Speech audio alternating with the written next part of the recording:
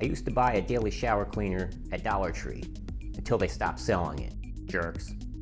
So I had a bright idea. I'll just make my own. Let me introduce you to the Wonder Jug. Super clean. I use Super Clean to clean all sorts of things, so why not this? Look at that, right on the label. This is my own concoction. I diluted it down to a 12-to-1 ratio. So for every 12 ounces of water, I put 1 ounce of Super Clean. So in this bottle, I'm putting 24 ounces of water and only 2 ounces of Super Clean. Give it a gentle shake to mix, and you're ready to go. Let's take a look at this. There's 128 ounces in a gallon. I'm only using 2 ounces. That still leaves 126 ounces of Super Clean.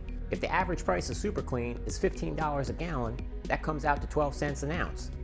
Remember, I'm only using 2 ounces, so 2 times 12 is 24 cents.